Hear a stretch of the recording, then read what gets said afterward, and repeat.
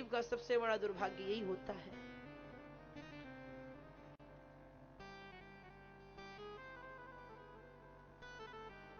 हम खूब धन संपत्ति अपने शरीर इत्यादि पर लगा लेते हैं, लेकिन कितनी महंगी से महंगी लग्जरी गाड़ी में बैठ लो, जाना तो बांस के बने चार के कंधे पर ही जाना पड़ेगा। कौन तुमको वहां फरारी में छोड़कर आएगा, बताओ? कितने महंगे से महंगे कपड़े पहन लो, आखिरी में एक सफेद चादर ही ओढ़नी पड़ेगी। जरा दुर्भाग्य देखिए आदमी का। हम सब क्या करते हैं, घर में तो ऐसे आम कपड़े पहनते हैं, लेकिन जब कहीं बाहर जाना होता है तो अच्छे विशेष कपड़े पहन कर जाते हैं।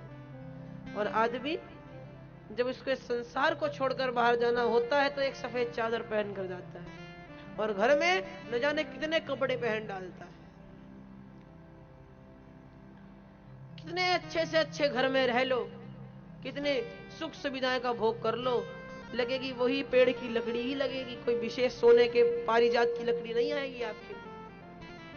हाँ, पारिजात की लकड़ी आ सकती है, विशेष विमान भी आ सकता है, यदि आप में भजन की सामर्थ्य हो।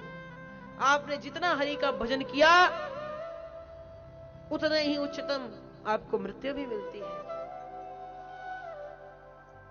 हरि के भक्ति का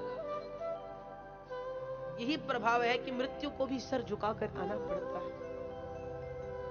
आप आगे कथा में श्रवण करेंगे। परीक्षित जी महाराज पूछते हैं, गुरुदेव कृपा कर आप मुझे यह बताइए कि भगवान सृष्टि की रचना कैसे करते हैं। ये सृष्टि एक वस्तु है, ये इसका निर्माण होता है, इसका निर्माण करने के लिए भगवान कौन कौन सी वस्तु का प्रयोग करते हैं, क्या क्या कार्य क्या करते हैं, आप हमको बताइए क्या क्या कार्य करते हैं, क्या इसके मटेरियल है। जो ये प्रश्न पूछा, सुखदेव जी महाराज को ध्यान आया, ओहो हमने अभी तक मंगलाचरण नहीं किया है, तभी लगता है राजन ऐसे प्रश्न पूछ रहे, हमको मंगलाचरण करना पड़ेगा। तब यहां 12 श्लोकों में सुखदेव जी महाराज ने मंगलाचरण किया है।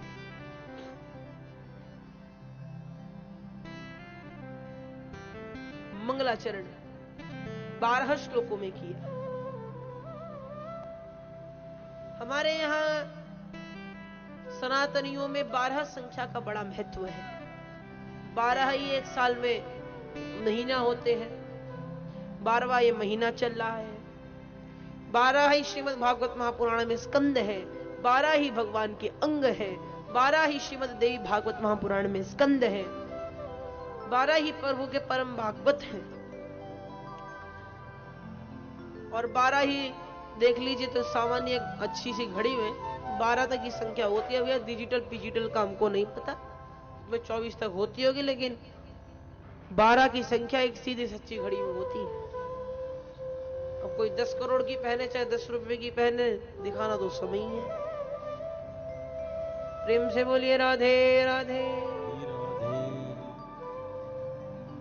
यहां पर सुखदेव जी महाराज मंगलाचरण करते हैं। आइए एक दो श्लोक हम भी गुनगुनाएं।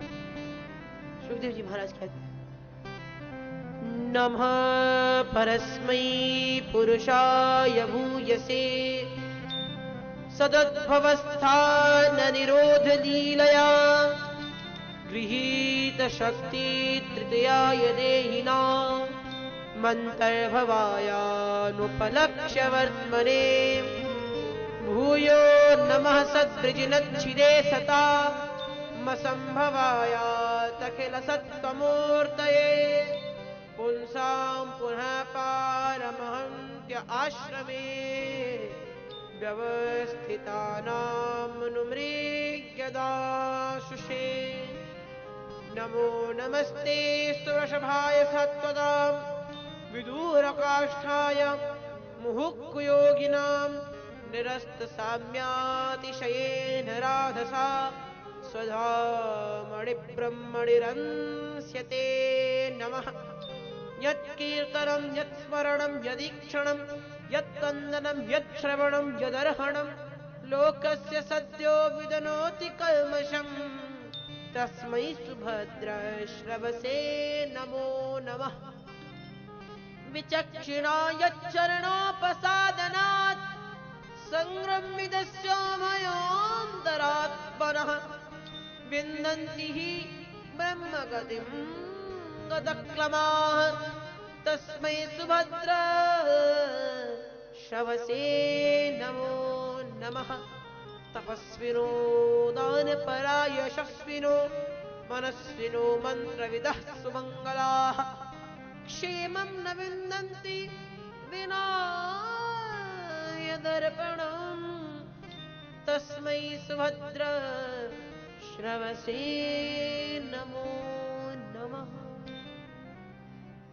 सुखदेव जी महाराज कहते हैं तपस्विनो दानपरा यशस्विनो मनस्विनो मंत्रविदः सुमंगलाः क्षेमं न विन्दन्ति विनायदर्पणम्। तस्मै सुभद्र श्रवसे नमो नमः। कोई कितना ही बड़ा तपस्वी ओजस्वी तेजस्वी मनस्वी ही क्यों ना हो, किंतु जब तक वह अपने आप को सच्ची श्रद्धा से प्रभु के चरणों में समर्पित नहीं कर देता, तब तक उसका उद्धार उसका कल्याण किसी भी काल में संभव नहीं है। भगवान नवदा भक्ति का उपदेश देते हुए कहते हैं नवम सरल सब सन छलहीरा।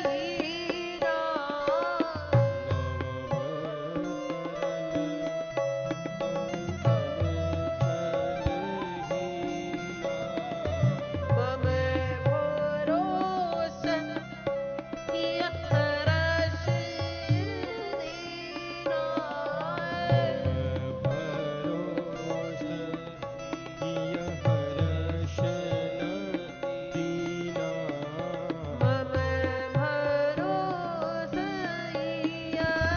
रस दीना।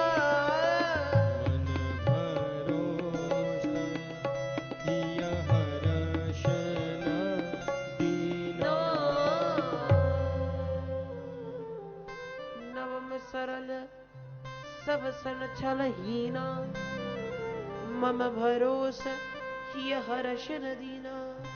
इस संसार में जो सबसे सरल व्यक्ति है भगवान उससे सदा प्रसन्न रहते हैं, वह सदा हरि की भक्ति में ही लीन रहता है। इस प्रकार मंगलाचरण कर कर सुखदेव जी महाराज कहते हैं परीक्षित देखिए भैया, सृष्टि का क्रम जो है तीसरे स्कंद में भी वर्णित है, विस्तार से आपको यही वही समझाएंगे। अभी फिलहाल इतना समझिए कि एक मनमंत्र के अंत के बाद, एक मनमंत्र मतलब जो भी इस समय कौन सा मनमंत्र चल रहा है भैया, वही वसवत मनमंत्र। इस मनमंत्र का जब अंत होने वाला होगा तो महाप्रलय आएगा। महाप्रलय आने के पश्चात सभी देवी देवता यहाँ तक कि प्रजापति ब्रह्मा जी भी उसमें लीन हो जाएंगे।